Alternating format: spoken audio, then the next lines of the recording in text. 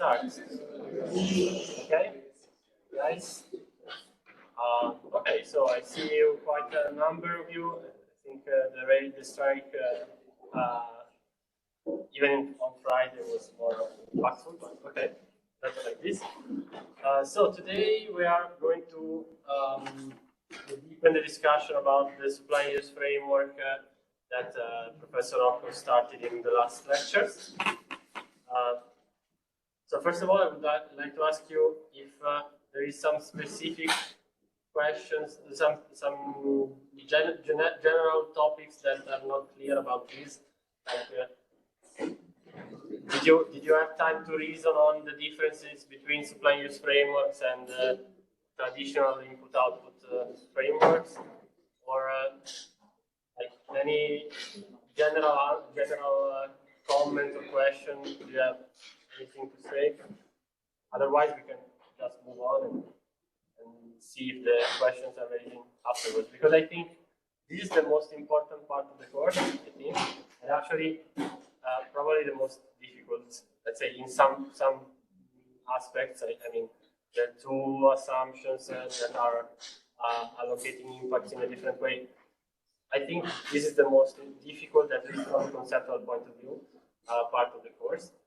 So having this clear, then everything more easy at the end of the course.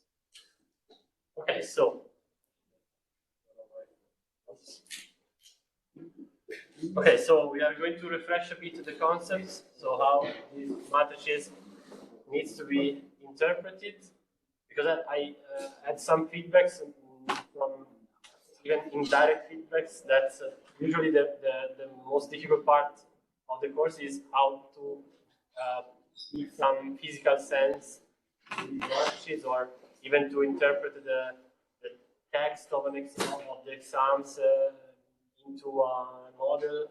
So we are going to reason on these things, but first we are going to refresh some concepts of supply use framework. Then we are exactly trying to build a reference production system out of a descriptive text, as you are going to do in the exam. Then there will be another sort of final exam, actually, because it's similar to a final exam, because the origin of the exercise is exactly the final exam, but actually we kind of rearranged the exercise to be more like comprehensive from a didactical point of view. And on Monday, there will be a second part of the hands-on, and we are going to, probably you remember Deborah in one of the first lectures, a colleague of mine, that presented her work about the steel industry in Europe. I tried to simplify that exercise to propose you as an exercise for the hands-on. And basically that was a master thesis. The idea would be, okay, let's see what you could also do as a master thesis if you're interested. And of course the topic is this one, so that's fine. But this will be on Monday. So today there will be basically two exercises. And if we have time, we can start with them. Okay, so supply use frameworks. Okay, if there are any not clear concepts about what the use matrix is, just ask now. Okay, but generally the use matrix, so the difference basically is that we have an extra additional information with respect to input-output traditional framework, which is the difference between technologies and their products. Okay? And so we distinguish two, let's say, regions of our model. Regions, I mean, not geographical regions, but two operators in our model. So we have a use matrix, where we see, for example, okay, you know what is on the rows and on the columns of the use matrix, right? Okay, so on the rows, what do we have? Exactly. So products that are used by technologies, okay, on the columns. And you see actually the rationale of the interpretation is always the same. So the consumers are always on the columns, and the consumers consume some inputs that are on the rows. Okay? It's the same logic as the traditional input-output flow. Of course, we have not just intermediate use by the technologies, but we have also final consumers that can be households, can be other industries that are not in our system or whatever. So we have our final demand, it's the same. And then we have the make matrix or supply matrix. Generally, they are used as, let's say, the same synonyms. Actually, there is a slight difference because make matrix is like this, so with the technologies on the rows and the products on the columns. When you talk about supply matrix in literature, it's usually the transpose of this, but okay, let's say that it's the same thing. Because if you search for supply use tables in the Eurostat database, for example, guess you know about the Eurostat database. There you find supply use tables for all the European countries, and you find the supply matrices, meaning that you have these transposed. Okay, so just this will be useful for the project work or for the next modules where we are going to deepen a bit the existence of these databases and their availabilities, but just be aware of this. And then, of course, there are our, let's say, environmental and value-added factors. So environmental transactions that are allocated to the consumption of the industry, so the technology. So technologies consume products that are supplied by other technologies. And on top of those, they also consume some factors of production, which are labor, same thing. So labor, taxes, capital, and so on. And they can have some interactions with the environment, meaning they can consume resources, can consume land, water, emit substances. Okay, of course, it's the same as the input-output framework. So, for the sake of this course, actually, we are going to call this. Let me change this. Okay, so we're going to call this B, and we are just keeping R for both value added and environmental transaction. Okay. I think Professor Rocco showed you like this. So the make matrix was called B, right? So let's not make confusions. Okay, so then we can, of course, compute the total productions, both of commodities or products to be produced. So I guess Professor Rocco called this Q as well. Just tell me if I'm using different nomenclatures so I can fix it. Okay. And basically this is the total, intermediate, and final consumption. So the sum of U and Y. But also we can have the total activity of each technology. So how much they are activated to produce their product. And this is called X, which is a bit confusing with because it's the same name that we gave for the input-output framework. Okay, let's use that. Of course, once you calculate, so if you start from absolute values, and again, there is the same nomenclature, so the same logic, the capital letters are absolute values, and so on and so forth, then you can compute the coefficients. So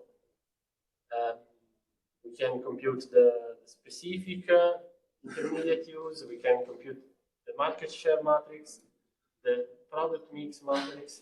We're going to reason deeply on these two today.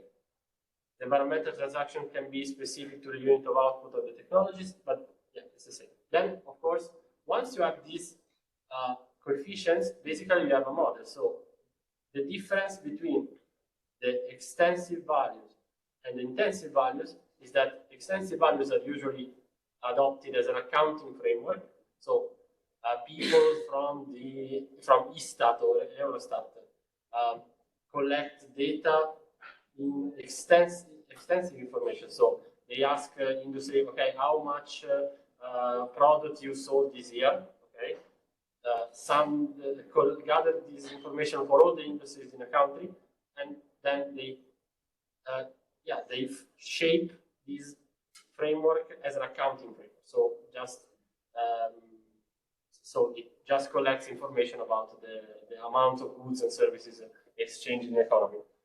But when you move from extensive values to intensive values, basically you are using, or you can use the framework as a modeling framework. Okay, and so these coefficients, as in the input-output framework, can be used to characterize how a certain system works. Okay, and so you can explore the impacts, or you can calculate, recalculate the extensive information based on different assumptions of how the system works. For example, you can change the level of final demand. You can change some coefficients. I guess I'm telling you something that you already started to understand from the past lessons, but if it's not clear anything, you can just ask me, okay? Okay, so we have a modeling framework having our coefficients, and I already anticipated this, but we are going to use, there is no shared conventional nomenclature in the literature. Again, I may call technologies activities or sectors, or products as commodities. Be patient, just understand that they are the same for the purpose of this course. So I can probably, I can name technologies as activities, but okay, just I want to be clear on this, because maybe I don't want to confuse you. So just be aware of this. Also because there is no conventional way to call this. But since we are engineers, we want to give a physical grounding to these models, and so we would like to call these technologies and products. Okay, activities and commodities sounds more from the economic field. Okay, so to start today, I would like you to help me building this a reference production system and a supply use matrix. So you should know, Professor Rocco should already show you how to build a reference production system. So by drawing it, like having connections from technologies and their productions. Is it so? Like graphical schemes? Did you saw them in lecture? Yes. Okay. So I would start giving you like I don't know, 5 minutes to represent the system. We are going to read the text together, because a usual exercise in exam is you've been let's say you are required to read the text and interpret the text into a model. Okay, so usually it works like this. So consider a refinery producing two fuels. So we have two fuels, fuel A and fuel B. Fuel A is just consumed as final demand, and we have the amount, which is 20 megawatt hours. While fuel A, 50 megawatt hours of fuel A are used in a gas boiler to produce 40 megawatt hours of heat, and this heat is consumed as final demand. While other 100 megawatt hours of fuel A are exploited by a cogenerative plant to supply again 10 megawatt hour of heat, and 40 megawatt hour of electricity. Okay. 70 megawatt hour of electricity are consumed by the industries. So there are also other industries that manufacture product A and product B, 15 tons and 5 tons. And then electricity is also provided by a PV plant. And the amount is not given because it should be like given for granted, because if you then reason on how much electricity should be provided, and if just 40 megawatt hours are produced by the cogenerating plant, then the rest should be produced by the PV plant. So I started the system here. So I would like you, and yeah, of course we can start from the refinery. I would like to give you 5 minutes to try to feel this system by yourself, and then we are going to feel it. Let's say,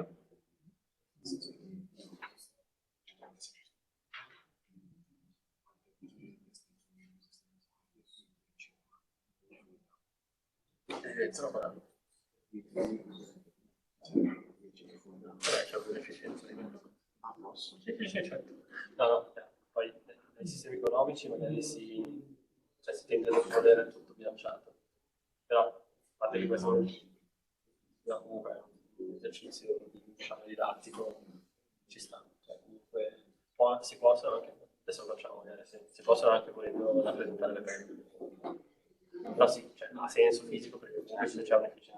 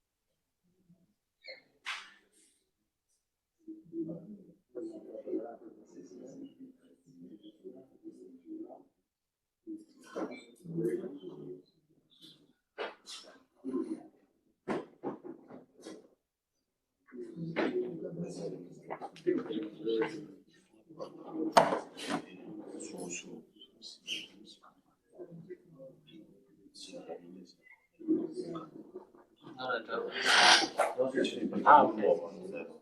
Sì, semplice. Io sì, so farlo da solo, ci saprei fare solo.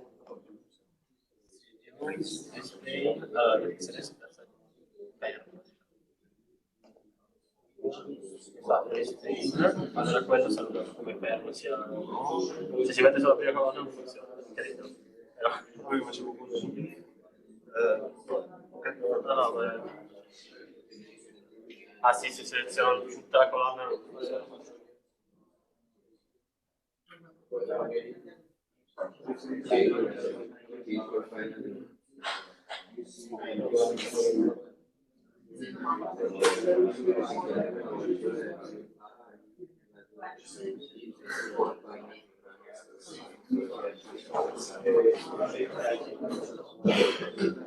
Hey guys, do you need more time?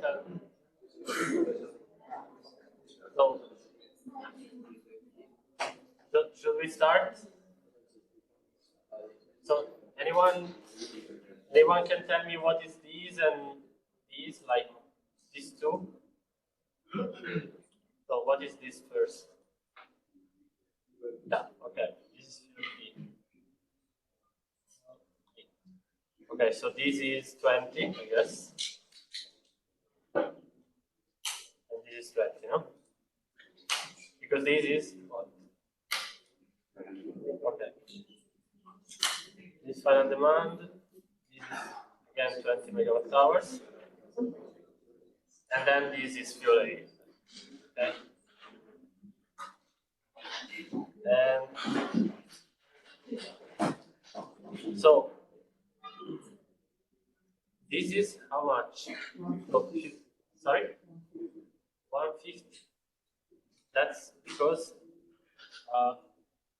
what do you think is this one? This should be this boiler. Boiler.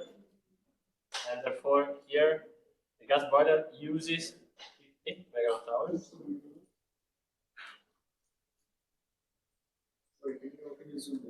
Oh, sorry.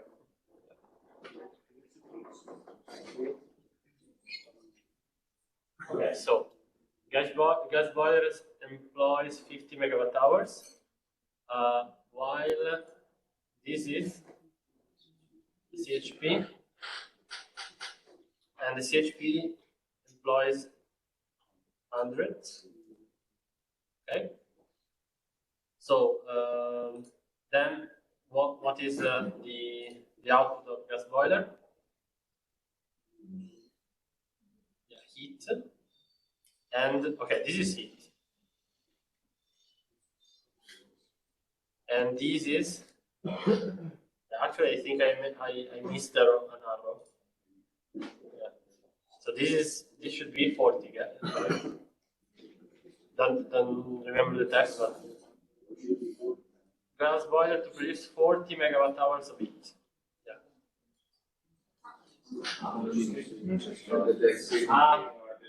Yeah, sorry, I didn't. Sorry, guys, I realized yesterday I didn't re-upload the slides. Sorry. Okay, yeah.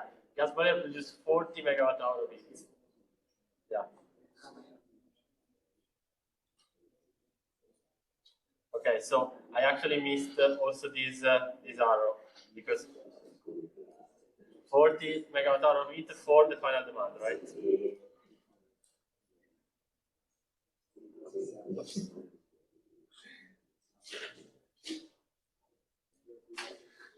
Okay. Then the CHP, how much? How much heat? 10. Yeah. Did we put 40 from heat to final demand? Yeah, because probably I didn't. I changed the text yesterday. No, because we have the heat from the boiler, not also for the CHP. So, Yes, sure. It's 50 actually. Yeah. Yeah, it's 50. So we have CHP providing 10 megawatt hour of heat, and then electricity. How much electricity? 40. Okay. And therefore, the rest of electricity was provided by PV. How much? We still don't know, probably, but it's 30. And we have therefore 70 megawatt hours of electricity consumed by the industries, right? Industries, and therefore, okay, this is product A or product B and the opposite. Product A, product B, and I was 15 and 5, right? 15 tons and 5 tons. And 15 tons and 5 tons. Okay. Okay, so this is usually the first step of any exam exercise, aside of those where we provide the table. Because, of course, for some occasions where the systems are very complicated or we provide a table that comes from an aggregation of a very huge database, then we provide you the table. But otherwise, we require you to understand this kind of information and interpret into a supply reference production system. Okay, and usually it's not asked here, but usually we also ask about I don't know, which kind of products are these? Like you should know about the difference between subsidiary products, byproducts, joint products. You remember that, right? So from the lectures. So usually we may ask, okay, these two products are subsidiaries, are byproducts, or whatever. So depending on the system, can be like these kind of questions. Okay. Yeah. Just to make sure, the practicability is 6. In this case, yes. Yeah, of course, there can be non-squared matrices in supply use tables. Yeah, just know that.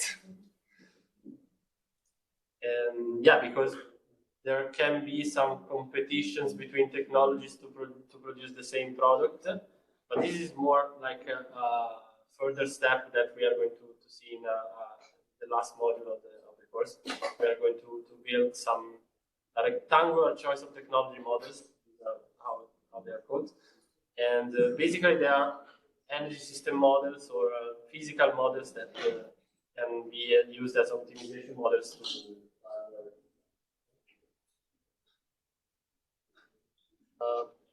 okay, so For example, what is a byproduct in this situation? in this situation, let's see. Oh, okay, by the way, I forgot to see here.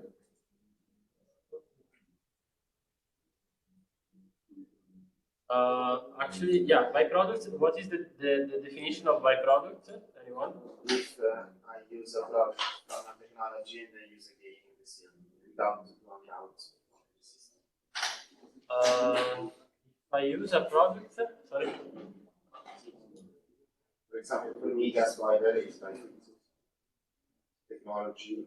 So, okay, byproducts can be heat or electricity or fuel A and B, but okay, so I think heat could be a byproduct in this system because so the definition of byproduct, if I'm not wrong, should be like that there is a technology that supplies that a product as its main product, and then there is another technology that's used that provides that product as a secondary product. And in that case, let's say that product is a byproduct for one of the two technologies. Okay, so heat would be a byproduct of the CHP plant, for example, because gas boiler has heat as a primary product because it has just that, just supplies heat, and then there is the CHP plant that also provides heat, and therefore heat is a byproduct of the CHP plant. Okay. Then, for example, the fuel A and B are subsidiaries product of the refinery because the production of one is not dependent on the production of the other. So the refinery can produce. Actually, it depends on the assumption. We may reason on that because it depends on which technology assumptions we are using. Because in the industry-based technology assumption, anyone has clear the difference between the two assumptions? So what? Let's see how can I make it. If I demand 1 unit of product in the industry technology assumption, what is the industry-based technology assumption? What am I assuming? So on the supply side, I demand 1 kilogram, 1 megawatt hour of fuel B, or let's see, no, let's say I demand 50 megawatt hours of heat in this case. What am I assuming? So how am I assuming the system to supply that heat if I'm using the industry-based technology assumption? So heat is produced, as we see, by gas boiler and CHP plant, right? Okay. So in the industry-based technology assumption, I'm assuming what? That if I demand 50 megawatt hours, 80% comes from gas boiler. yeah. So I'm assuming that that heat is always activate the production of those two technologies to supply that product. If in case of a product-based technology assumption, what am I assuming?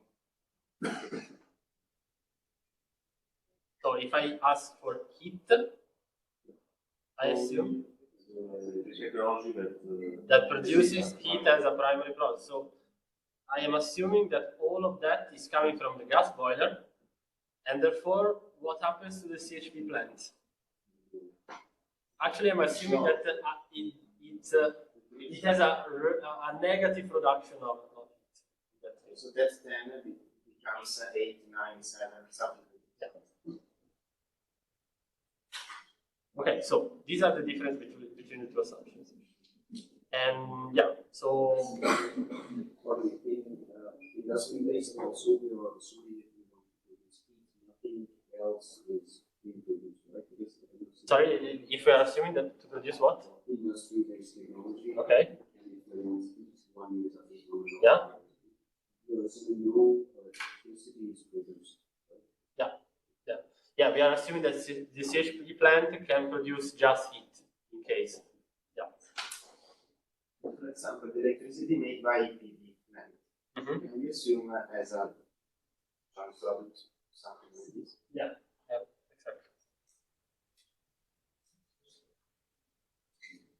Yeah. Okay, so the second step usually is, okay, let's draw a reference production system. The second step is let's build a supply use table. So the corresponding supply use table from that system. Okay, so I would give you I would give you other 5 minutes to do that, so that we can do it together as well. Yeah. It's square. So basically cannot do anything. You can do what? Okay, yeah, that was actually intentional, but yeah, you can't invert that. Yeah, you're right. In fact, this was just to make you realize that not all the system can be used in all the assumptions. Okay. Yeah, you're anticipating, but it's fine. So, can you make the supply use table out of this? I start by representing the empty one, but please try to fill the numbers, and then we can do it together.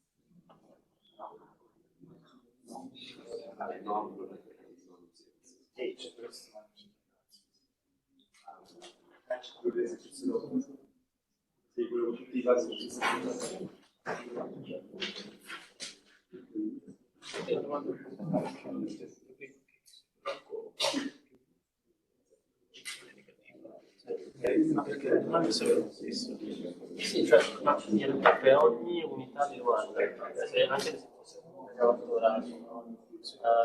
funzione broad-based assume che un certo prodotto arrivi da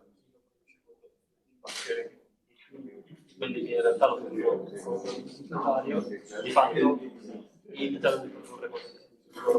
Però se la domanda aumenta di 1, c'è questo che fa questo e lui fa meno perché? Nel senso che Ma se lui aumenta di 1 e lui diminuisce, la domanda non aumenta, cioè rimane la stessa. se produrrà di più. Ok. Tutto lo produrrà. Quello che serve.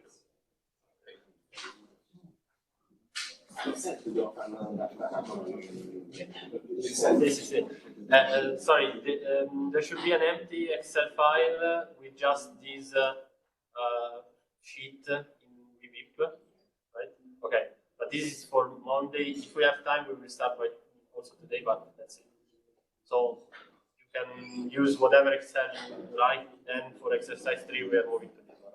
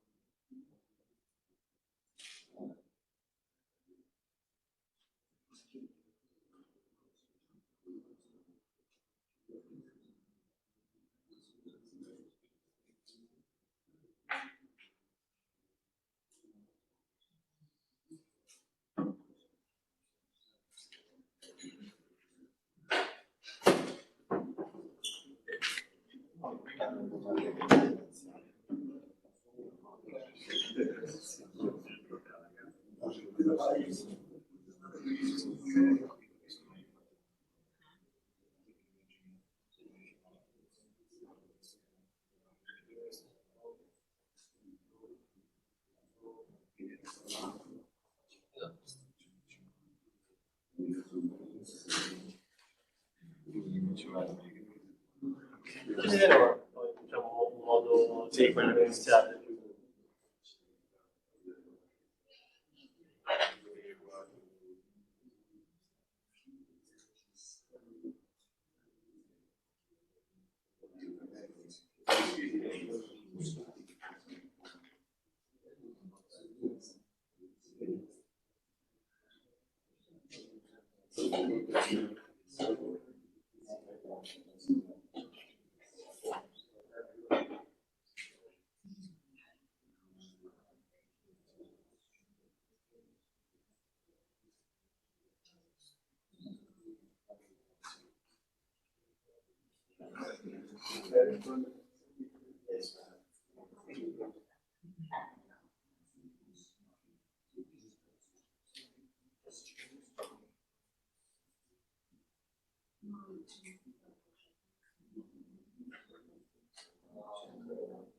Okay, guys, whenever you're ready, we can start. Okay.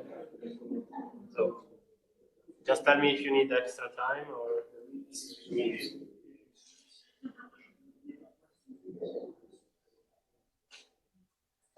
Okay, so as I was saying also to your colleague, there is no way, let's say, there is no preferred starting point. So you can prefer to start from the use side or from the supply side. It's not, there's not a rule to do that. So just where should we start, from the supply or from the use? Just as you wish. Well, I would start from the supply one. So we have the refinery that provides fuel A and B. So we should fill these two cells, right? So I don't know if you can see. Is it large enough? Is it readable from there? Okay, so we know that refinery provides 100. Sorry, how much? 150. 150 megawatt hour of fuel A and 20 megawatt hour of fuel B. Okay.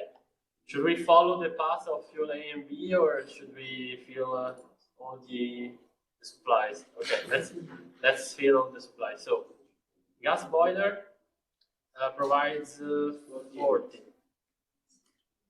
and just that. CHP plants provides 10 megawatt hours, and how much electricity? Still 40, right? Yeah. So PV plants provide 30 megawatt hour of electricity, and then we have 15 and 5. Product A.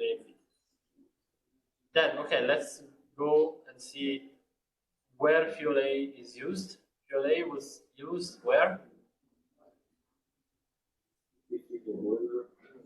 54 boiler. Okay. Then fuel B, just find the one. Then heat was exploited by final demand again. Right? No, 70 by the industry. Heat, No, it's No. from the refinery. electricity is 70 from the industries, right?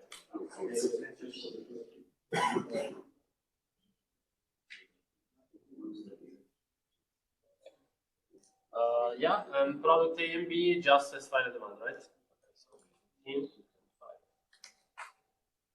5. Okay, so first step of the exam, if you do that, it's fine. Okay.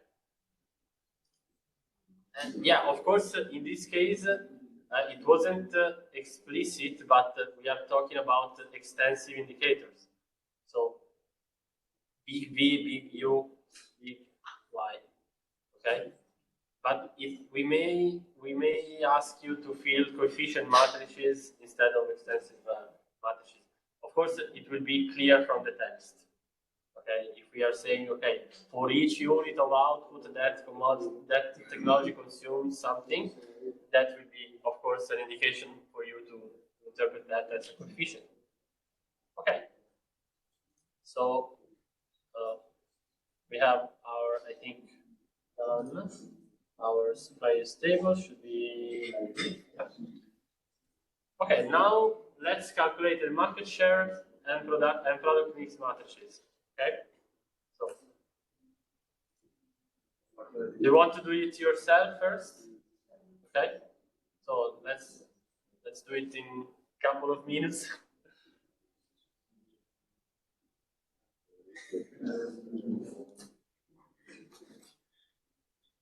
So first of all, I guess you know that we should calculate something first. So what is let's say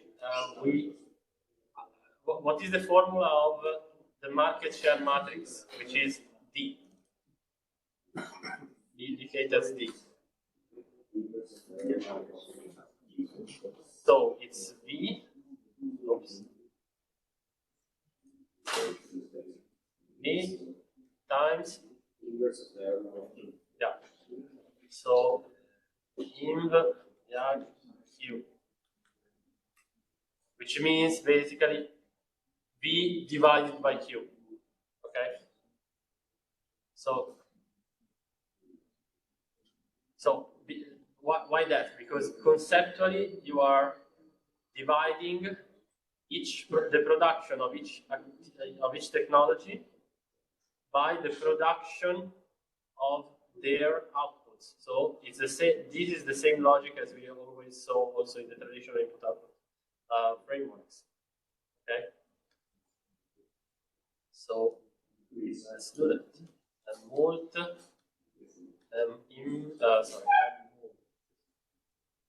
V times M inverse M unit of 6 because we have 6 commodities, the products, times, of course, we need something first. We need the Q, exactly. So let's say that we put it here. From that.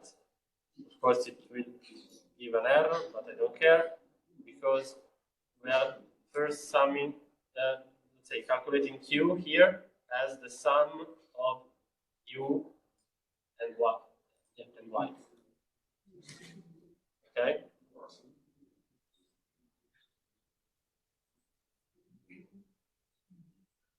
Okay, then we can also calculate the X as the total activity of each technology. So the sum of all the output of all the technologies. So like this. Okay, and now of course this works. So let's do the same.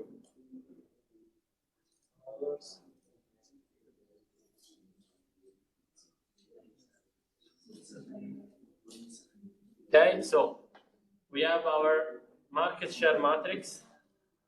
Market share. Why it's called market share? So, of course, this is again a more economic sounding word. So, market share means what? That, let's say, if you want to know the market share of electricity today, so you would look at what?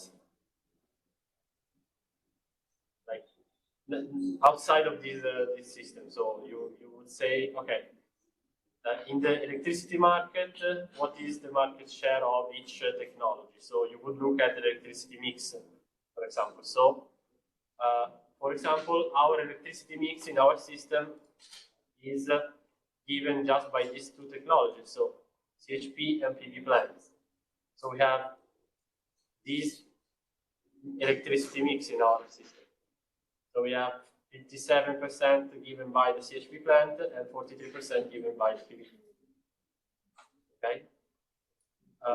Yeah. Can you see the U matrix? The U matrix. Yeah, this one.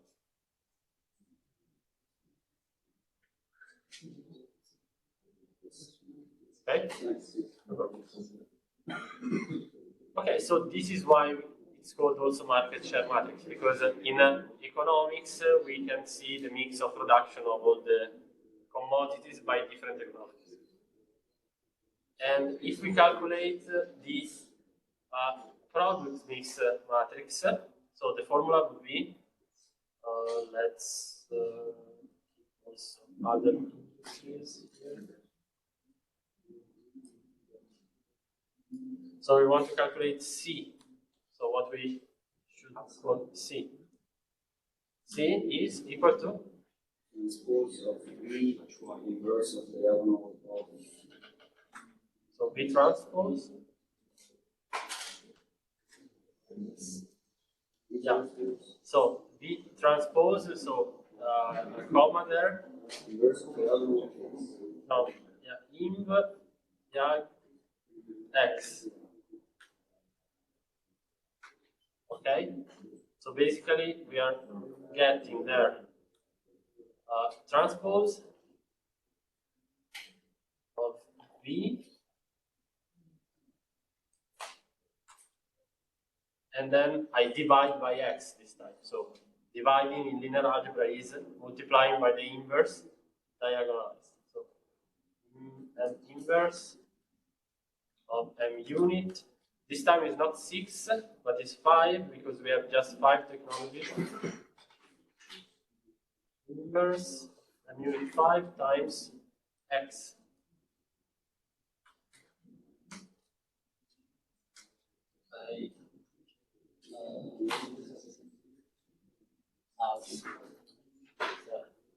There was a mult before everything.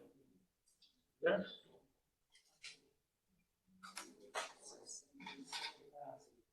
Okay, so we have our C, and I'm dividing by X because what does the product mix matrix mean? So product mix matrix. Because in this matrix, I want to know for it. So each technology, what is the production mix of each technology? So when I activate that technology always produce that mix of products. Okay, so in this case, our refinery,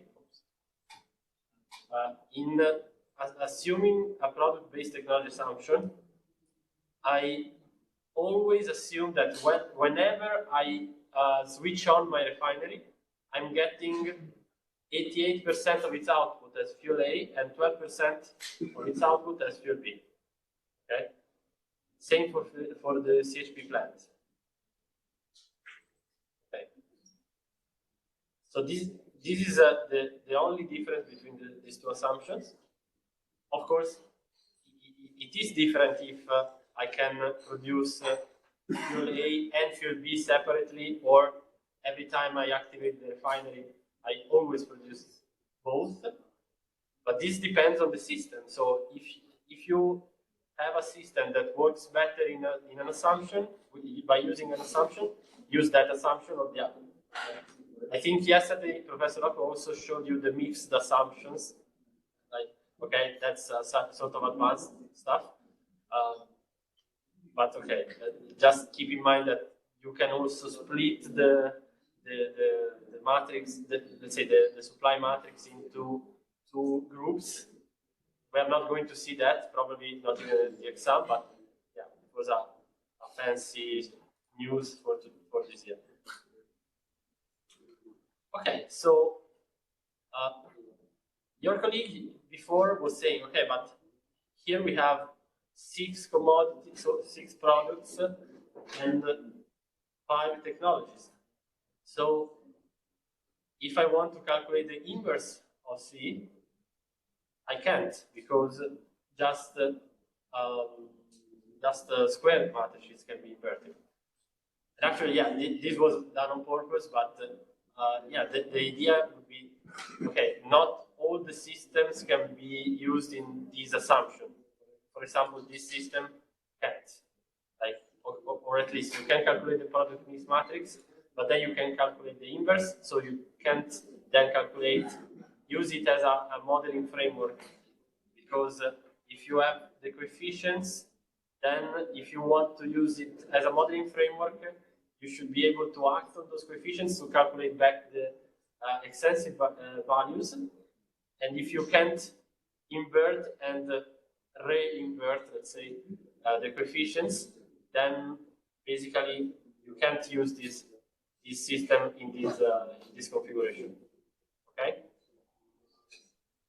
So is it useful to calculate C? Yes, we can remain. Yeah.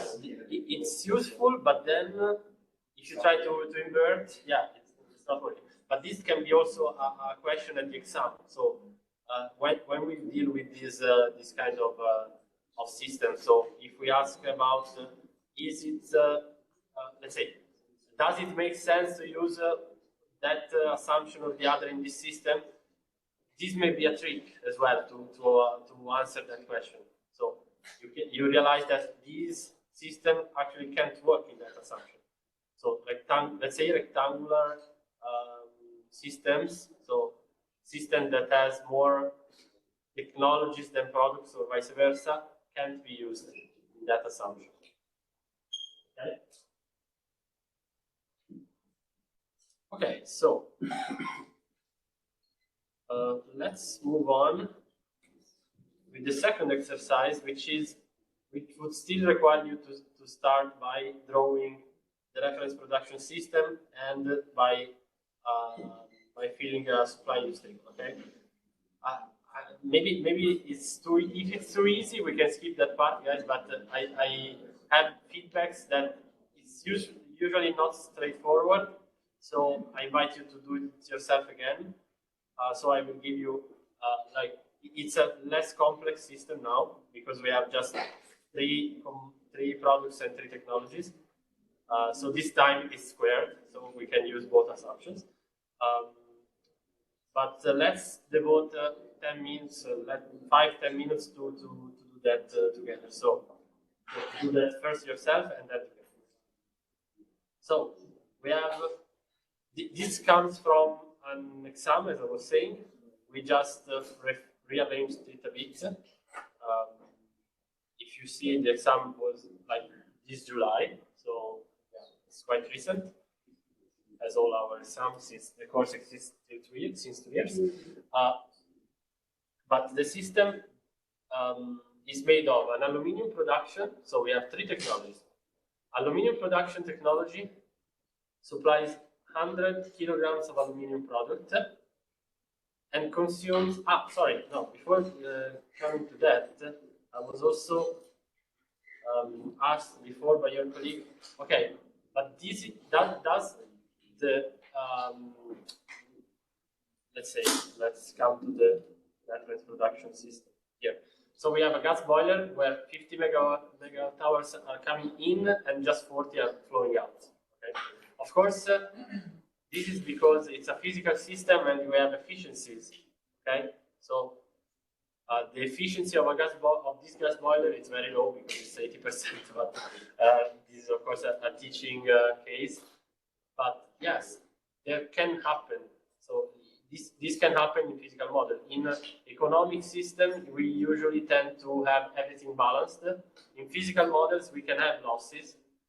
And actually, you can even try to represent these losses in the system, like, I don't know,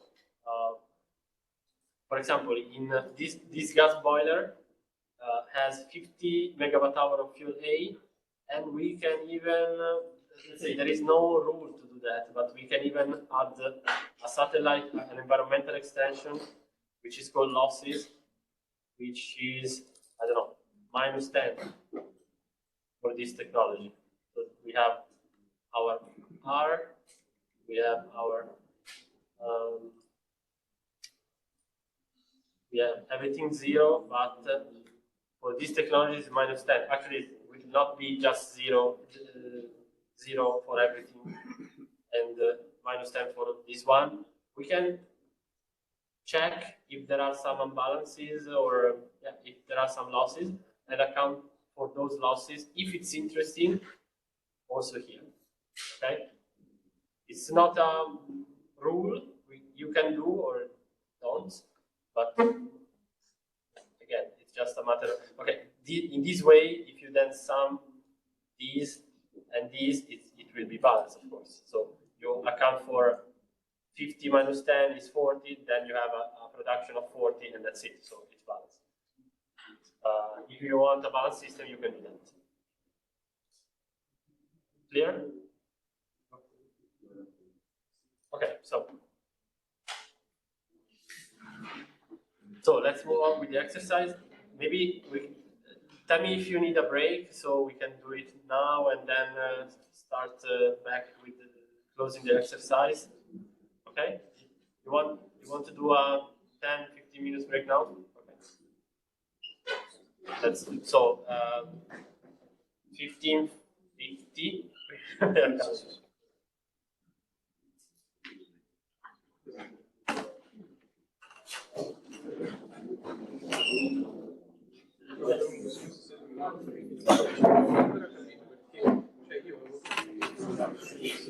Lo share della tecnologia, una tecnologia un prodotto e l'altro. Se io aumento l'iter, aumenta questo diventa negativo.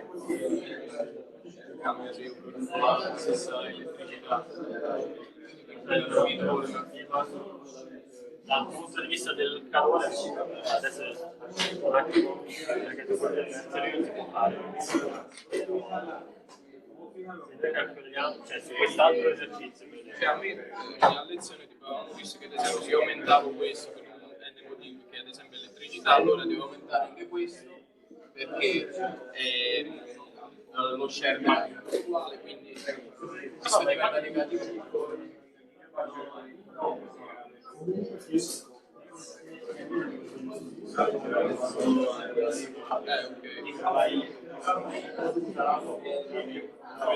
Poi diventa negativo, no, questo mi torna, però se io aumento it, alla fine lo produrrà il boiler, questo qua.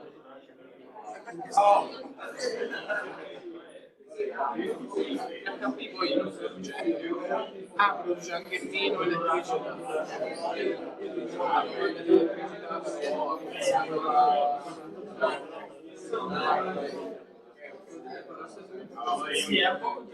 No, vabbè, ho capito, cioè a livello di coefficienti si vedrà questa cosa nella D e nella C ciascuna.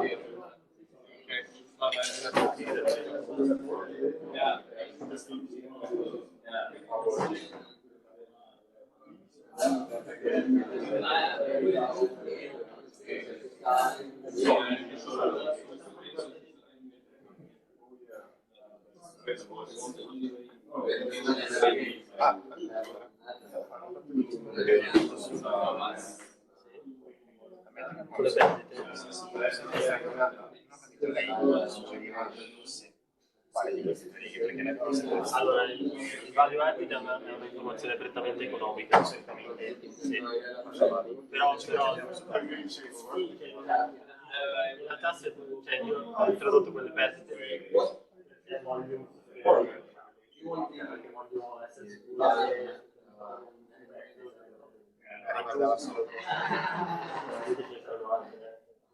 che considero 100 di fiore d'acqua ne escono 50 anche capito a 50 niente, era solo per contabilizzare anche quello. Adesso non parlerei di value added semplicemente perché value added è una cosa economica.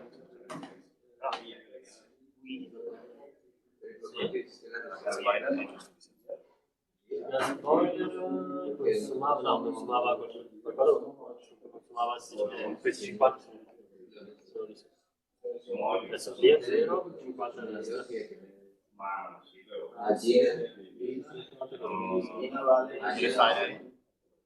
Per fare 50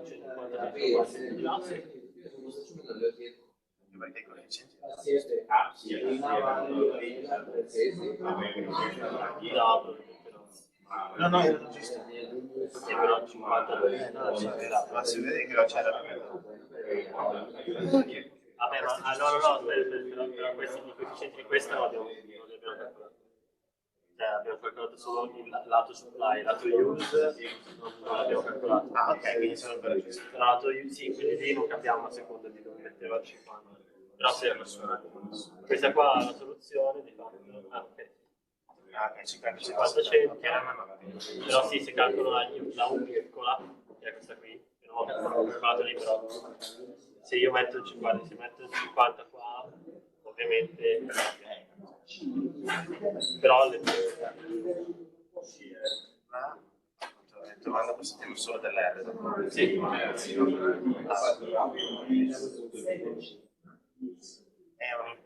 No, è questo che ho adesso. Sì, è un Questo va in più. no. Sì, nel nostro sistema finisce È negativo.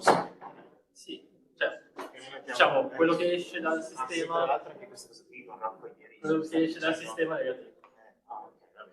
Sì, perché non ho fatto troppe. Sì, poi in realtà dipende dalla convenzione. Infatti, Non è una regola.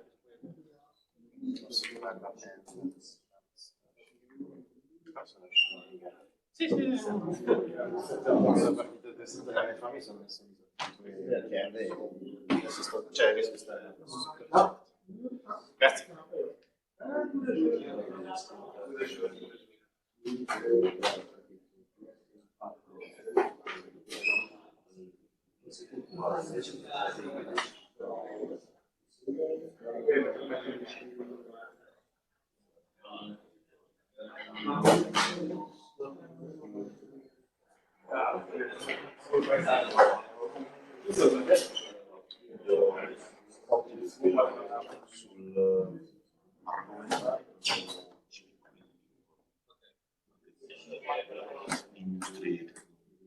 industry based action. Da mai è intuitivissimo Infatti, e anche il nome. diciamo market share o Dietro. Sì, beh. allora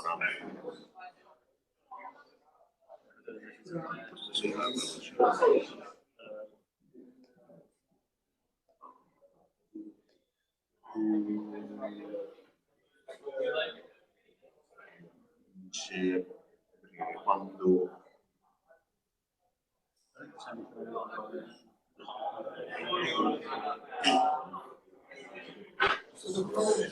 Dovrebbe essere un 40 nella migrazione.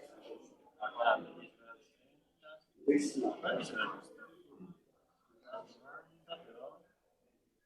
No, 25 poi. Da un 20 ma un 50. Quindi devi bilanciare questi 40 con 10. può essere che Sì, sicuramente adesso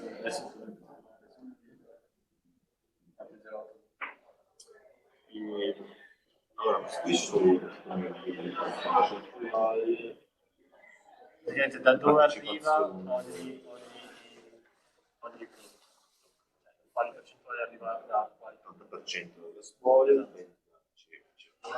Se è chiaro da come l'ho scritto qua nella soluzione, così magari nel caso this shows how much of each product is supplied by a given refinery. Nel senso, la oil refinery produce il 100% di gelato, ma lo 0% di boiler ne produce lo 0%, CHP e tutto il resto. Il B uguale, cioè il 100% è dato dalla oil refinery. E qua l'80 e il 20 le due, ma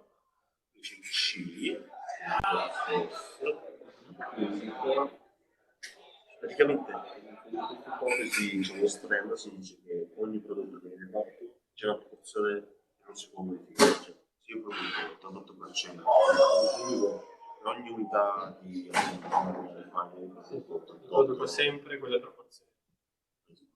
Esatto, come se fosse l'esempio Sì, cioè, che produco energia per il CHP ha sempre. Non si apre più di così. Non lo spiego perché. Sì, cioè per il CHP può aver senso una soluzione del genere. sì, cioè, Perché ogni volta che io faccio andare l'impianto produco sempre quello.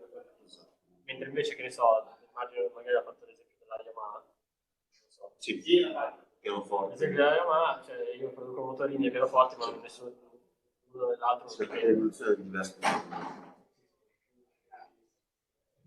dice, però quando faccio diciamo l'esempio come faccio cioè la tecnologia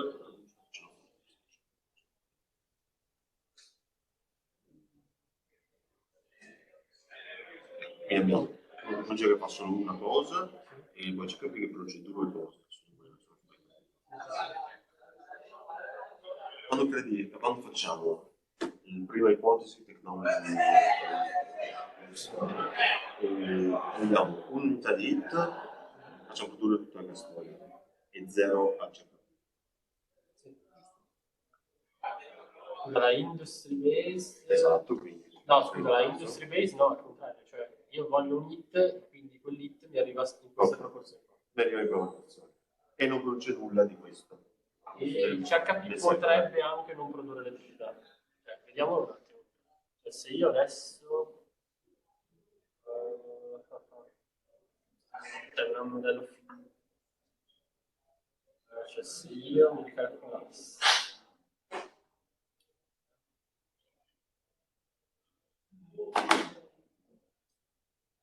perché poi il trucco è sempre un po' giocare questi numeri, cioè per capirlo bene, quindi dare tante convenzioni diverse. Perché qua l'elettricità, cioè però se io annullassi sta produzione qua, non posso fare, lo devo fare per forza dare coefficiente. Allora,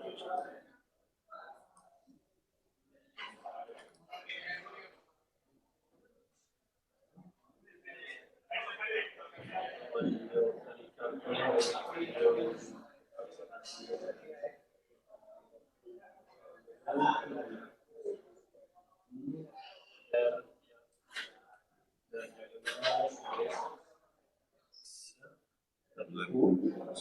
però la Q nuova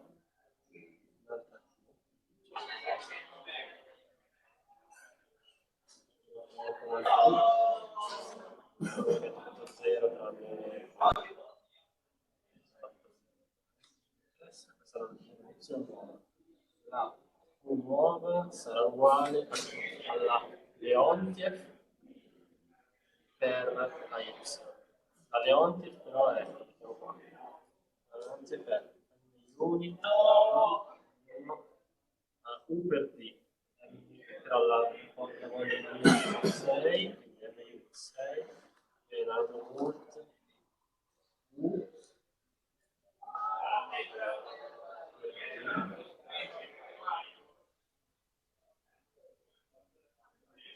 Ok, la Q sarà mult di Leon.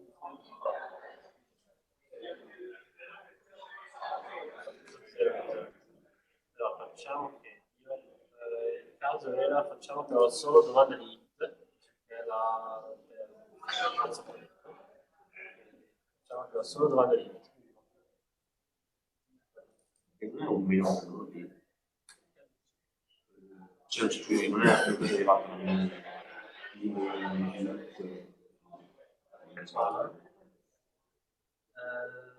Questo sì, è questo è l'inverso. Cioè è l'inverso.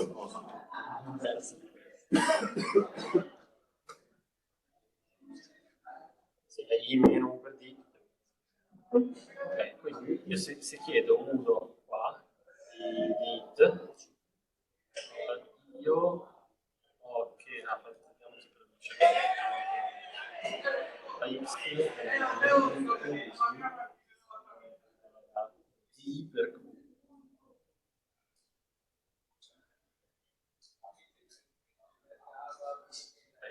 Qua mi sta producendo, mettiamo tutto.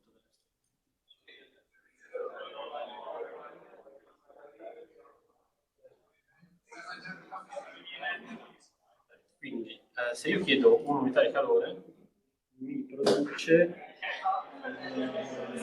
HP attiva per 0,2, l'altro 0,8 da boiler, perché appunto se io nella industry based technology un'unità di calore è sempre data 80% da uno e 20% dall'altro.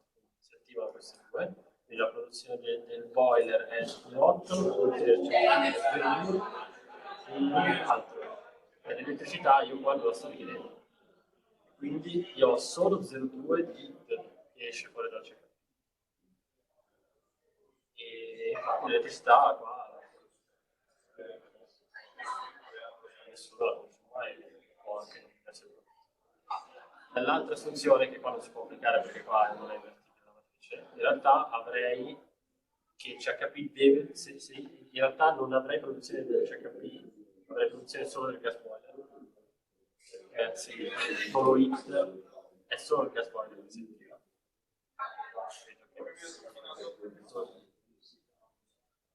Il gas boiler, cioè si attiva solo, cioè, lo vedrei sull'inversa di questo. Però sì, cioè una volta che chiedo hit, io ho solo la tecnologia che produce quell'hit come prodotto principale. Se invece chiedessi electricity con questo sistema qui, sì. chiedo electricity, si attiva solo cioè si attiva CHP plant e PV plant in queste proporzioni che sono le stesse e l'hit non viene prodotto e quindi mi fa solo perché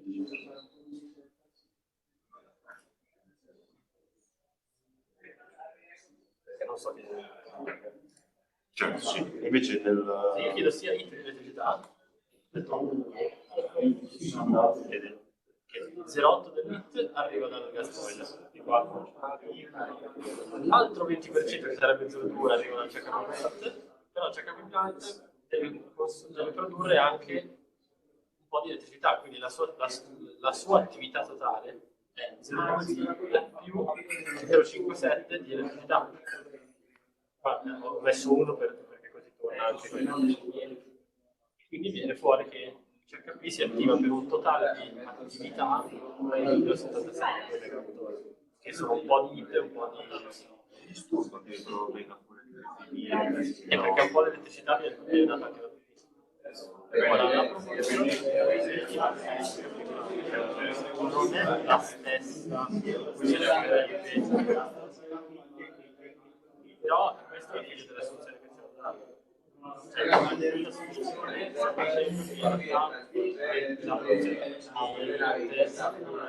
può essere quindi a seconda di quanto viene chiesto dall'altro, cioè capisci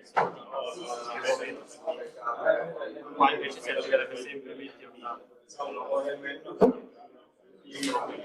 sì, ma conviene proprio giocare con i numeri e capire cosa fa cambiare le cose.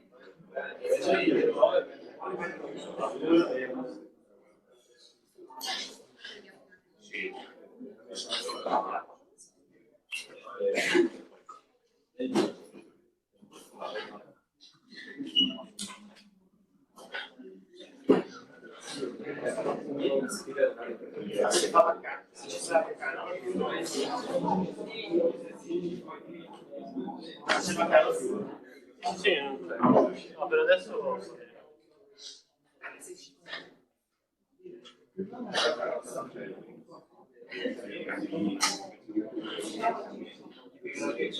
okay guys, we can start back.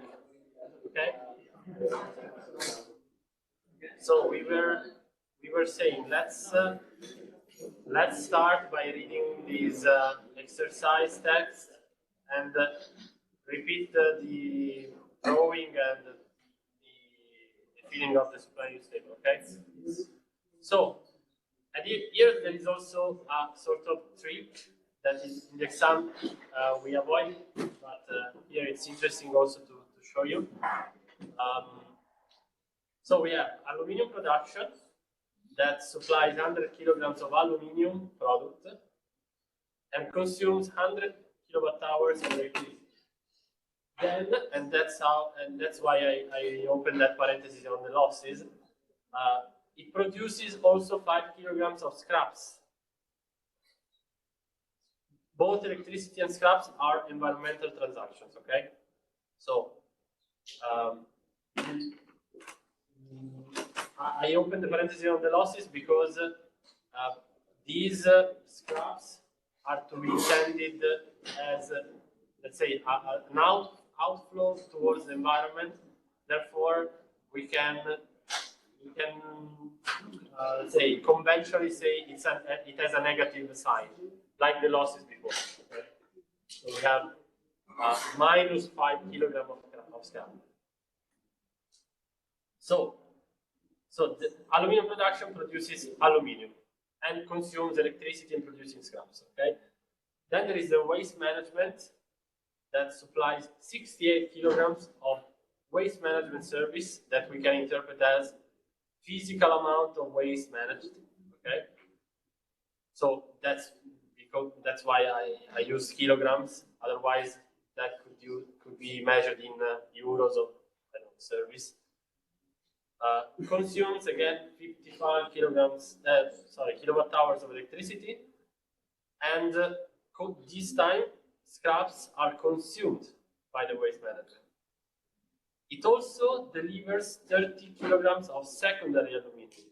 Okay, so waste management, this is quite complicated, but waste management supplies 68 kilograms of its main output, which is the service of managing waste. Okay, and then it also has a byproduct, which is aluminum. Let's say recycled aluminum.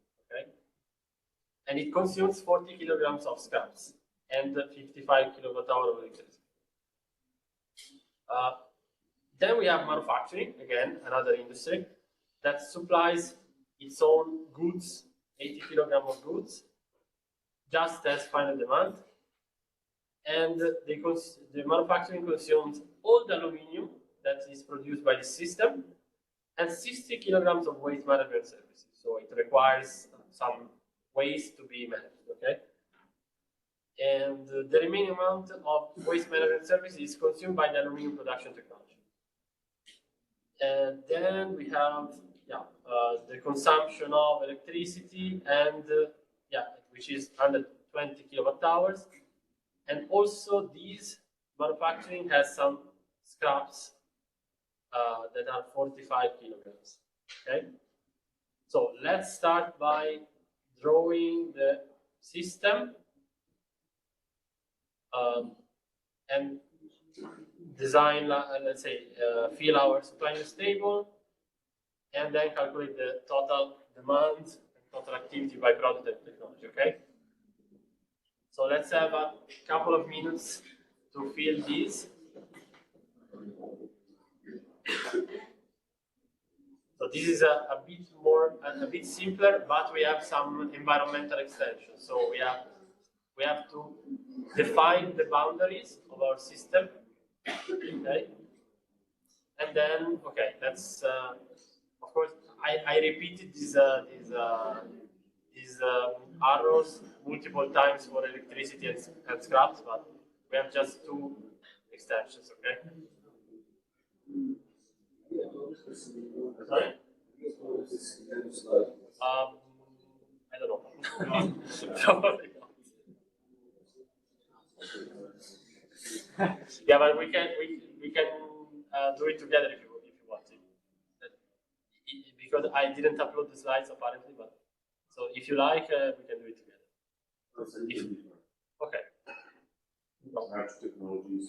Yeah, it's more simple, I think, now in this case.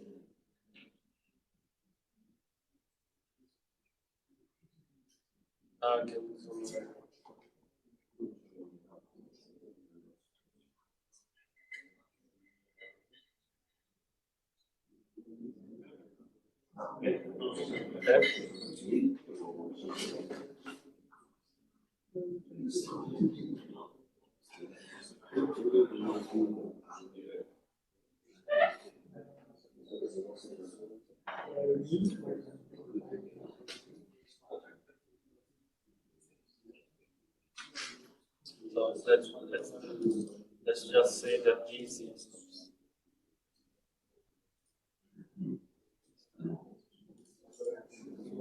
is final power.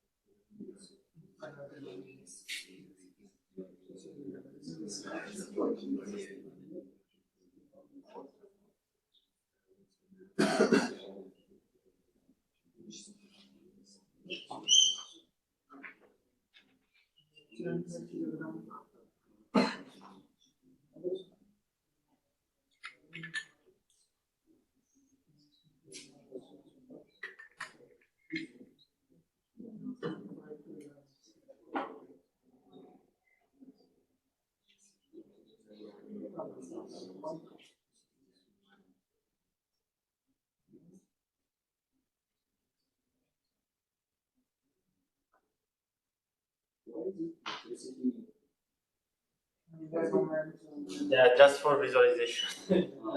Can be just one, of course. But yeah, we could even just move these arrows like from just one and the one.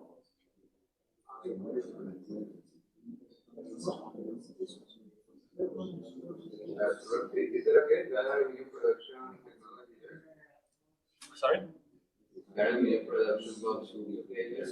The aluminum production should work. Let's see. Maybe I made a mistake, but should work. Okay, so let's start by the aluminum production.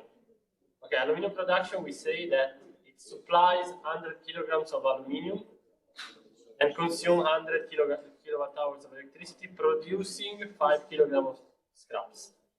Okay, so this is how I meant this system. So we have scraps. Okay, this is an environmental extension, and we know from the text. We know that these are 5 kilograms going out. So just to have a convention to distinguish things that are flowing out or in, since some technology is producing scraps and some others are consuming scraps, I used minus 5 kilograms if it flows out of the system, while plus if it's coming in. Okay. Then we have how much? 100 again. 100 kilowatt-hours of electricity, and it supplies 100 kilograms of aluminum. So this is aluminum. Okay. Then what? Okay, so we still don't know about this flow, but actually we should know from the rest of the text, because it says the remaining amount of waste management services is consumed by the aluminum production. So basically the input of aluminum production is waste management service. So waste management service. Okay? So we still don't know how much, but this is for sure waste management service, and therefore this is supplied by waste management. So the technology waste management. Okay. So yeah, and we also know that the waste management supplies 30 kilograms of aluminum as byproduct. No, so we know that this is 30 kilograms. Okay, so this is aluminum. 100 kilograms comes from the aluminum production, 30 from the waste management. Okay. Then we know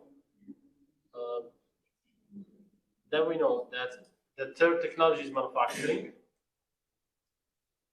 Manufacturing is supplying 80 kilograms of goods. So, okay, this is, yeah, I forgot one. So this is goods, but it's actually, okay, let's say that we have also another input here. So this is an intermediate product. Sorry. Okay. Okay, this is 80 kilograms. Okay. Both before and after. And the manufacturing is consuming all the aluminum produced. So aluminum is 130 kilograms in total. And 60 kilograms of waste management. So these waste management services are 60 kilograms. And therefore we know that the total waste management service supplied is 68, therefore this is 8. Sorry. Oops.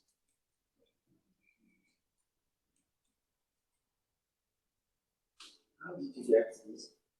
Because we know waste management supplies 68 kilograms of waste management service. Okay, so this total is 68. 68, yeah. Then 60 goes into the manufacturing industry, and the rest in the aluminum production industry. So technology. So 8 kilograms here. Then we know that, okay, this is again scraps. Waste management is consuming scraps, right? So it's an inflow in the system, so we assume a positive sign, but this is a convention, guys. So I assumed positive as inflow and negative as outflow, but we can do the opposite, it's not a problem.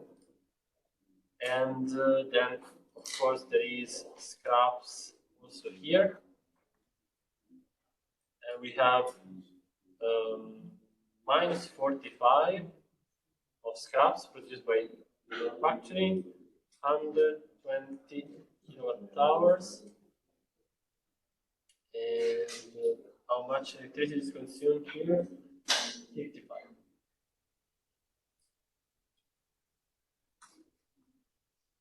Okay, so our system should be ready. Okay,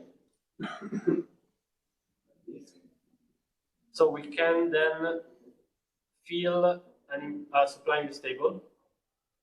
Okay, so I will start by doing myself, then we can discuss about the numbers. So we have 3. I always start by the sets here. So we have products, we have technologies, we have their units, which are all kilograms.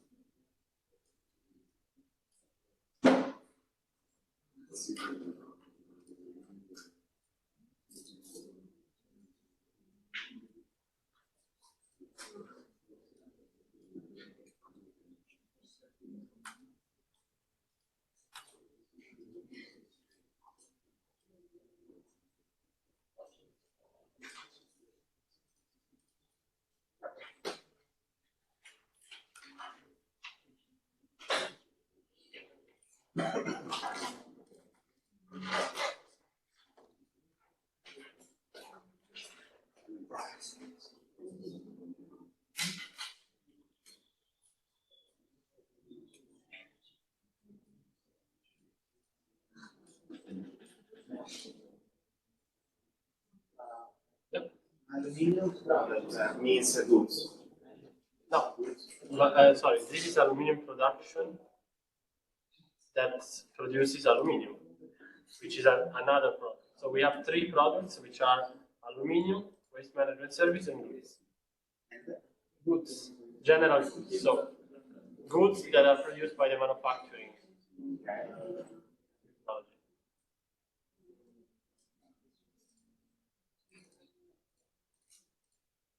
Okay. So then we need already Q, we need X.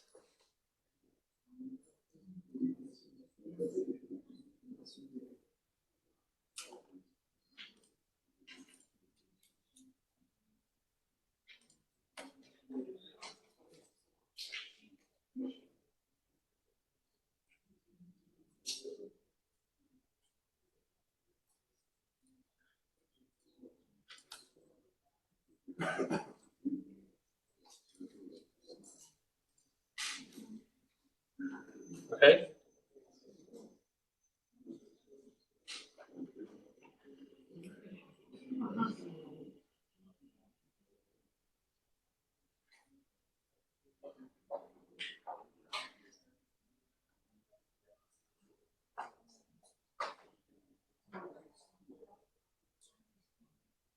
Okay, so guys, let's start by saying aluminum production was supplies 100 kilograms of aluminum, right? So just help me with the numbers because I don't remember. So, sorry, I forgot one. So we have also our environmental transactions here.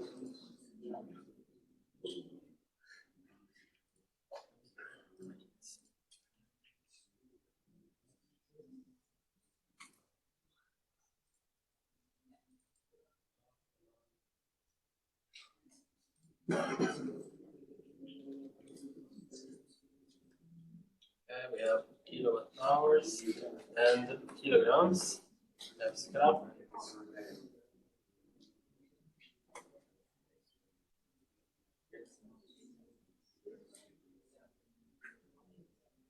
And sure we have power.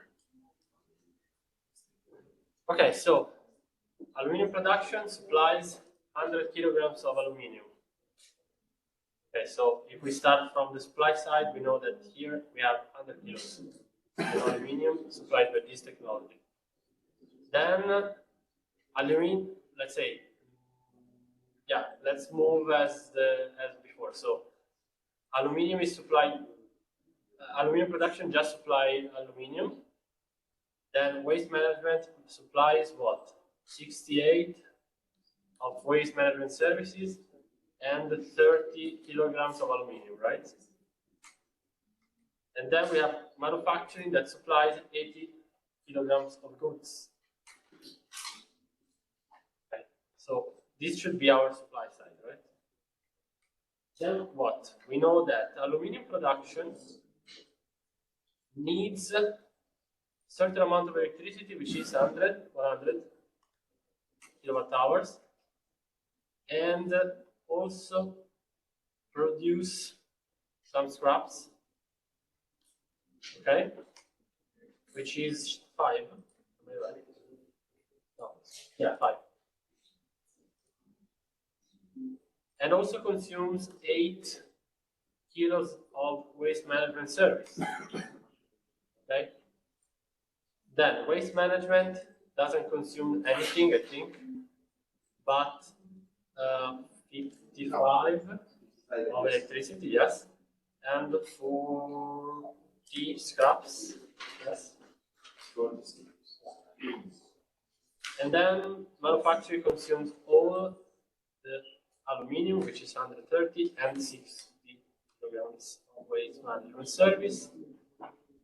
And then we have 120 of electricity and minus 45 production of scraps, right? And then we have 80 goods as final demand. Okay, this should be our system. Then we were asked to calculate the total demand by product and total activity by technology. This means basically Q and X.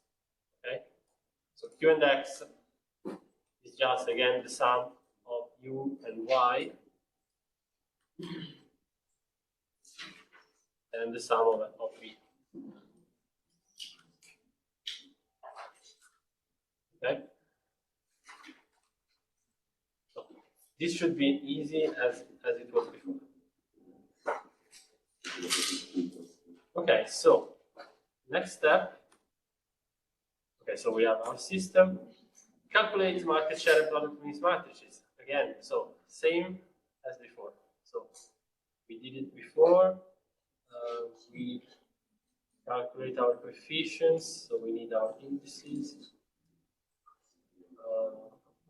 Okay, we don't need these. So we need D, which is again V times the inverse of diagonal of Q. So let's have also this.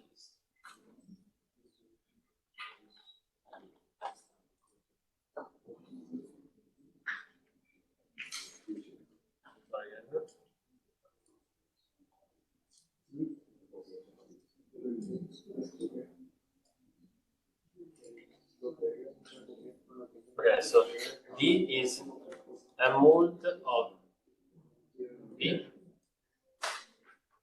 times M unit, M inverse of M unit 3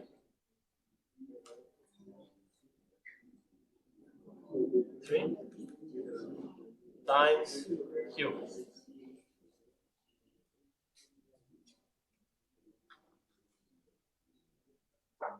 Okay, so from here we know that aluminium production is supplied 77% from aluminium production and 23% from waste management. Then the other two products are supplied 100% by their main technology.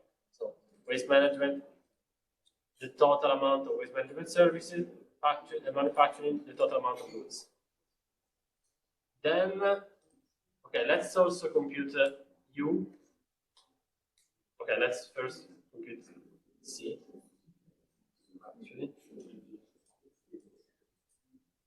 so C, as before,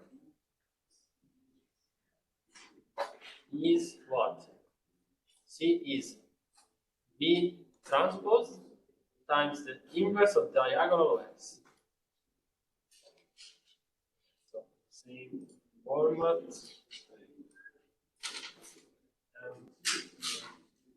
Volt and transpose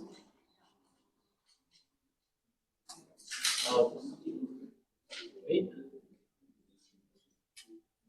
times the inverse and unit 3 times X.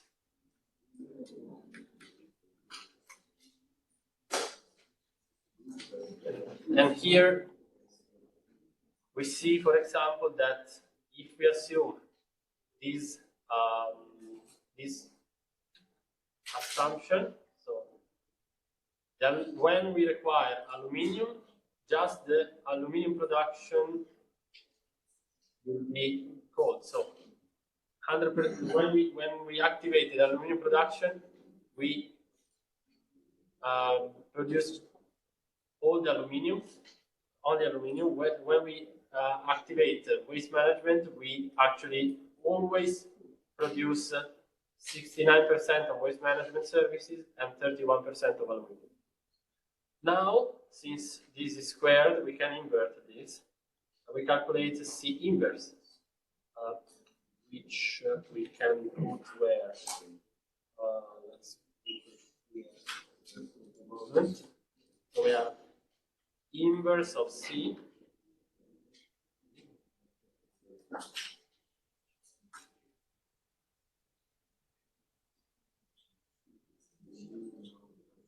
inverse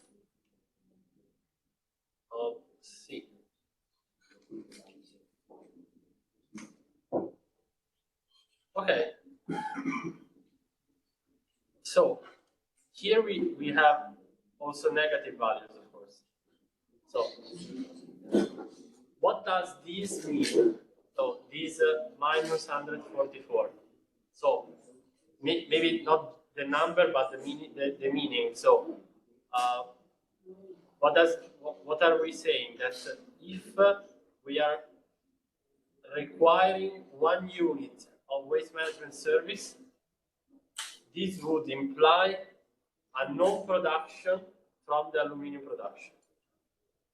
Okay, so this is not intuition at all, but this is the meaning of this matrix. So whenever we require 1 unit of waste management service, we are implying that actually this will be produced just by its main technology, and all the other technologies that produce that output are non-producing. Okay. So in this case, okay, yes, you're right. So in this case, waste management is producing waste management and aluminium, because we know from here. And since we are always producing aluminium when we activate this technology, we imply that that aluminium is not produced by the aluminium production. So therefore, here we have a negative. Okay? Is it kind of clear?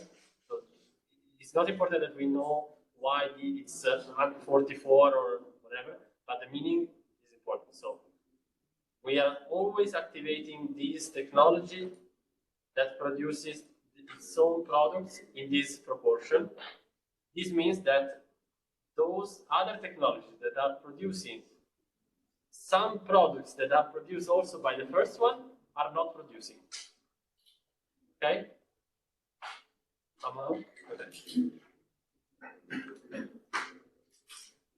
Okay, then we can reason on the embodied electricity and scraps. So let's say the footprints, the electricity and scrap footprints of these products. So let's calculate the footprints, so the embodied impacts of the products in this system. So let's say that the scraps twice. So let's do first the product-based assumption, the industry-based assumption. Industry-based tech. Okay, so someone remember the formula to get the what is called RE? Okay, no, why? No, I think the answer, the problem here is that it's not clear that actually it's always the same as the traditional input-output framework. So if it was an input-output framework, we would take R. So okay, let's calculate also the other coefficients first. So we would need U, as I was doing, U, which is equal to big U times the inverse of diagonal of X. Okay? So this is required to calculate also the other matrix. So a mod of U times an inverse of a unit 3 times X.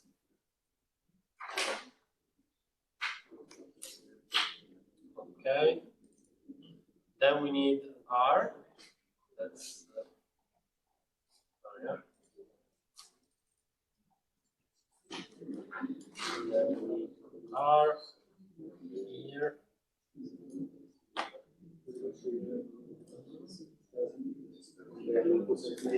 Which is still okay. R is equal to R times the inverse of the diagonal of X. So it's basically the same formula we have here, but applied to R. Okay, so we just move these and we are done.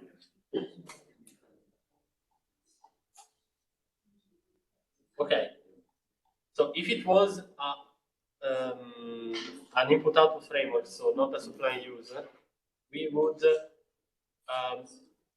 calculate RE as R times W, right? Okay. Now it's more or less the same. So we need to calculate a W, which is let's also right. The industry-based technology first. Oops. So we need kilograms as well. So W in this assumption would be, let's call it WIT, which is industry-based technology. W in this assumption is again an inverse of unit 3 minus a mult of U times D, right? So small u times D. Okay, this is our WIT. And actually, we just need to put a D here. So to get to these, to the footprints, we have R times D times W, WIT.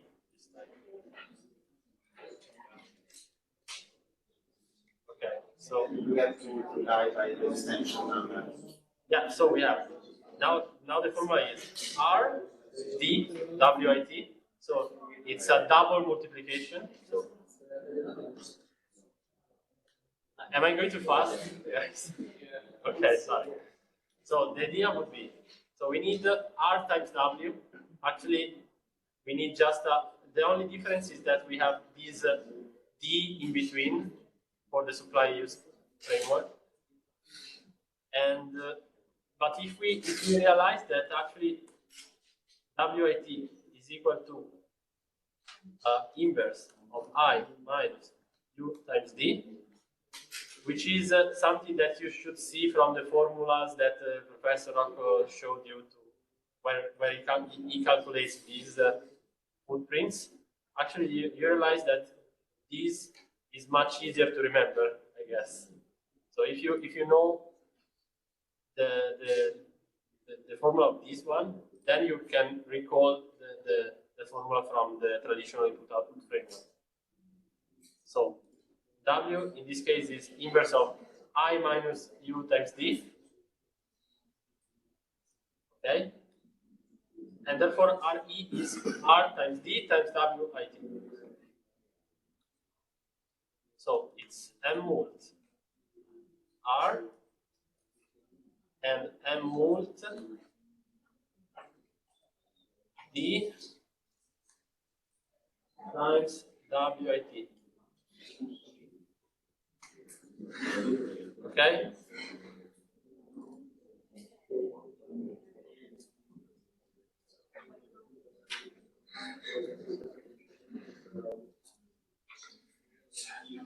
If it's not clear, I can repeat. Yes. So just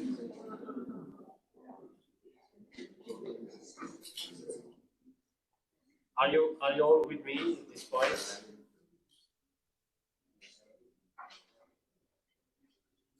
Okay, can I go on?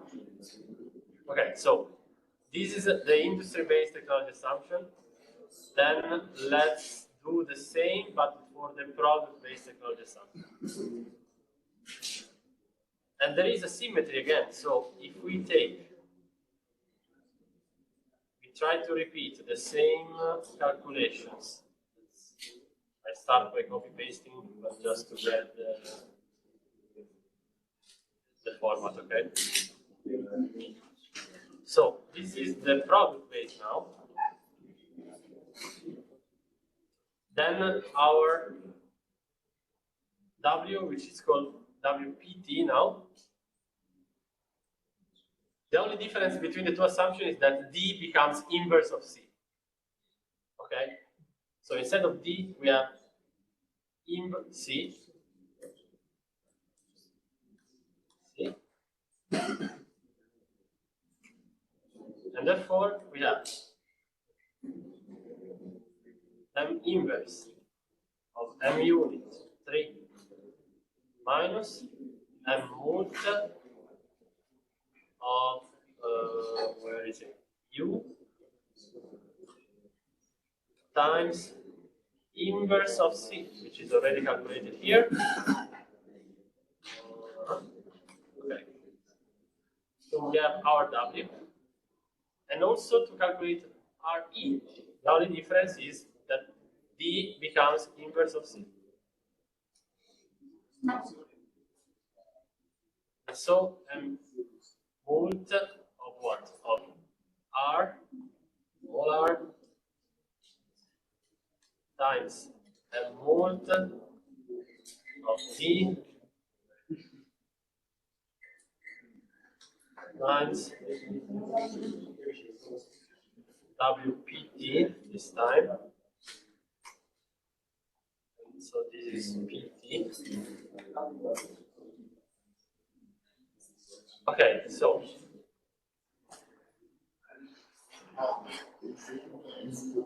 we have the two footprints. Oops. And there are some differences, of course, because the assumptions are different. So there are some differences, and let's reason on some numbers to understand these differences, okay? So the first question would be, why aluminum electricity footprint is higher in the product-based technology assumption than in the industry-based technology assumption? So the aluminum electricity footprint, so we are here, these two numbers. So, okay, they are not so different, but the electricity footprint in this assumption below is higher than in the industry-based technology assumption. Why do you think that? Right.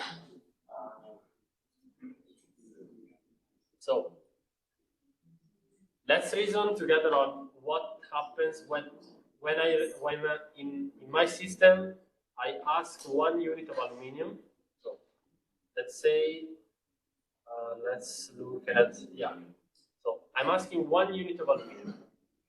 So aluminium is produced by in the technology-based, in the industry-based technology assumption, aluminium is supplied by 2 technologies, always in these proportions, okay?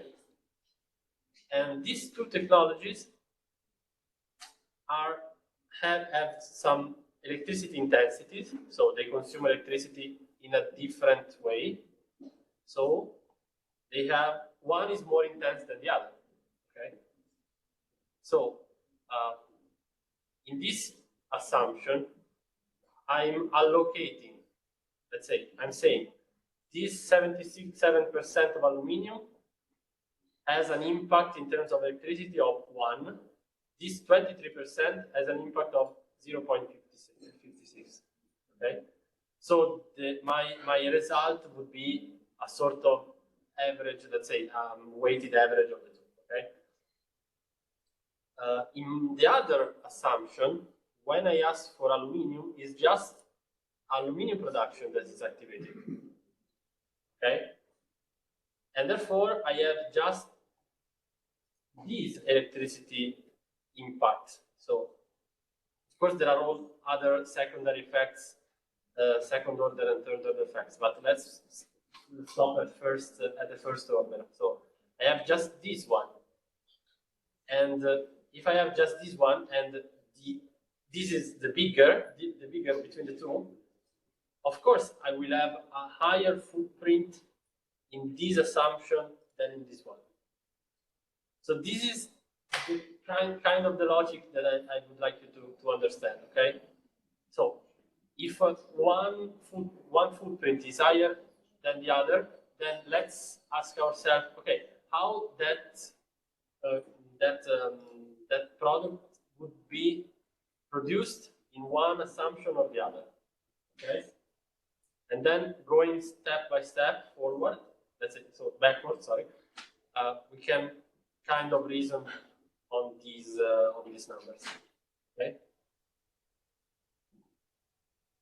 Then the second question would be why electricity footprint of the waste management services is lower in the PT. So this number is lower than this number. So the electricity footprint of this product, so the waste management service, has a lower, is lower in the product-based technology assumption. No washing the. Oh, strange. Let's start.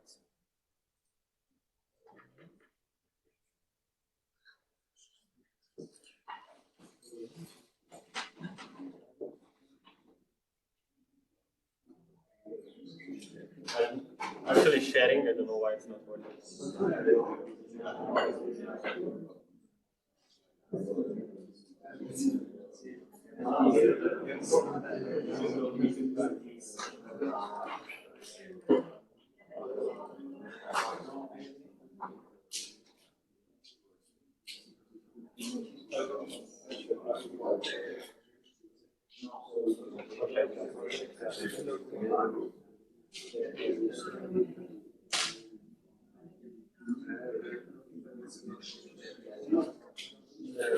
Okay. Okay,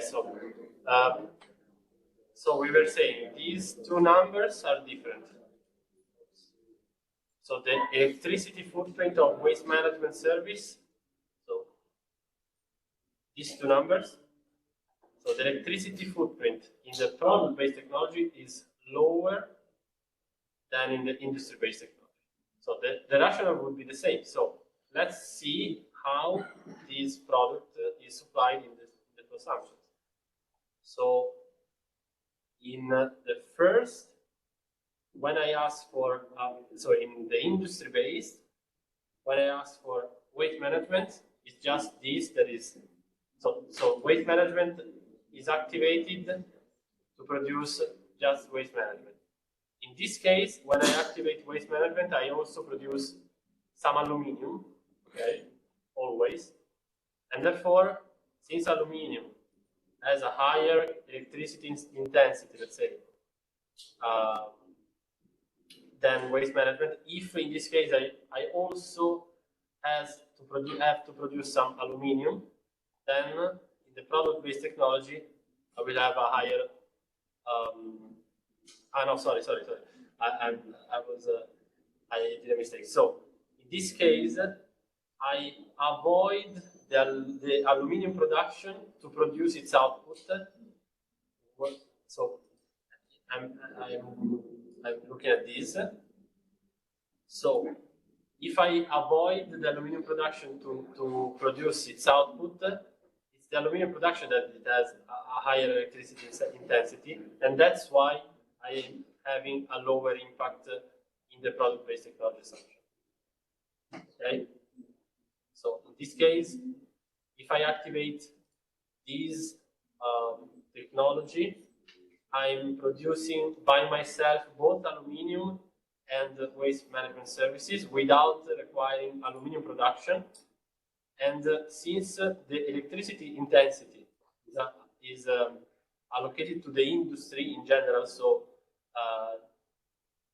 I'm not saying if I produce both aluminium and waste management service, I have a different intensity. So this number is fixed.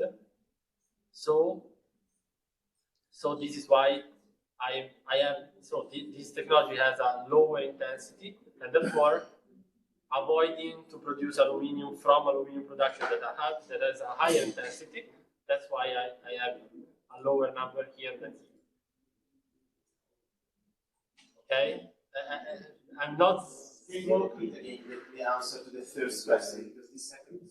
Okay, the first question was, let's see why these two are different.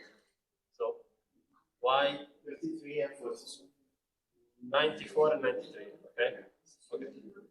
So, in this case, in the industry-based technology assumption, I have a lower number because the production of aluminium is spread between the two technologies with a different electricity intensity, and therefore the footprint in the end will be a sort of weighted average, or let's say in between these two values here. Okay. And in the second case? In the second case here, I'm just using aluminium production when I require 1 unit of aluminium. And therefore, since aluminium production has a higher electricity intensity, in the second assumption, I have a higher result. Also the weighted average. Yeah, exactly, because I'm just using one, and which is the most impactful, let's say. Okay. Okay. So. I made all this calculation, but only the last table, only the last 0.09 and 33. It's quite easy. This one or this This one, the last. Can you show us how? It's the same production, it's the same calculation as this one, but if you notice, I replaced D with inverse of C. Did you use the orange WPT? Yeah. Yeah, it's always the same. If you manage to do this, just replace always D with inverse of C. It's always the same. I've done, and I also, the last column is correct. The first two. Yeah, the last column is correct because actually there is no change between the, let's say, the manufacturing and the goods do not depend on the assumption, because in each assumption they are they are manufacturing the same way, basically. So the last question would be, why the embodied demand of scrap of waste management services is larger? So apparently, the waste in this assumption, the second assumption, I have a larger. Okay, probably I made. Okay, no, sorry. I made a mistake in when I prepared the exercise. Some numbers here were different. Okay, so let's keep this third. Yeah, let's move on. What do you think? If I ask you which assumption provides a more realistic behavior, how would you answer? So, actually, we don't know. So, till we don't do some tests, till we don't play a bit with the models, we actually don't know if one assumption. Okay, we can reason if it makes sense that we can produce, for example, waste management services without recycling aluminium, which would be like the case of this assumption here. So in the industry-based technology, we could produce waste management services without recycling scraps into aluminium, which is represented by this byproduct. Because in this assumption, we can say, okay, let's have just a demand of waste management services, and just these production would be activated. So that may not make sense, but in principle, we could have a system that works in both assumptions well. So to answer this question, let's use this framework as a model. So let's calculate back the extensive values, and let's play with the final demand. Okay, so this is also an exercise to understand how to get back to the extensive values, of course. So let's try that.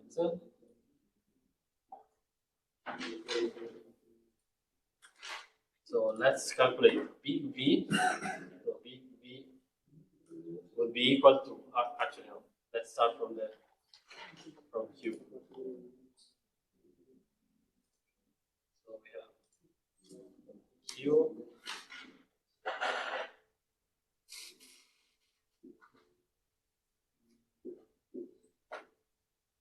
we have Q yeah, but on the way back. So now let's start from the coefficients and calculate the extensive. It's important. So let's assume that we have the same final demand for to start. So if we assume the same values as here, then we should get back to a situation which is exactly the starting point. So Q, and let's first do the industry based.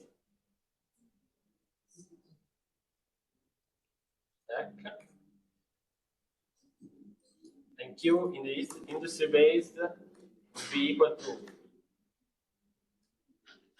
the Leontief matrix times Y. So, which is exactly the same as the traditional input-output framework. So I'm moved of this Y times the Leontief matrix. Times the final matrix. Let's see.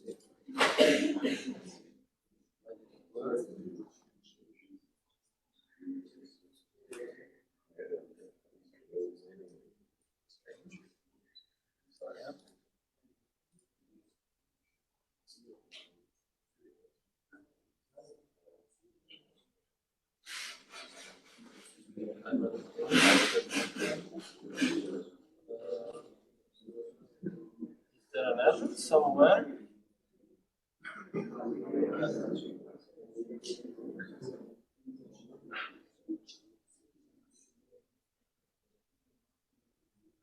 I'm making some mistakes, but I don't see that. And unit before you multiply. Why?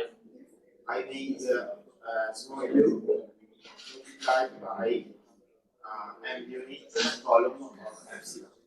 But if I need Q, so these are let's use these because we don't have much time. So, but I don't see a problem here. So, okay, so these are the solutions, but let's go step by step. What I did is, so we calculate Q from Y and WIT, which is actually, it seems very similar, let's say the same as what I got before, but I don't understand why it doesn't work. So,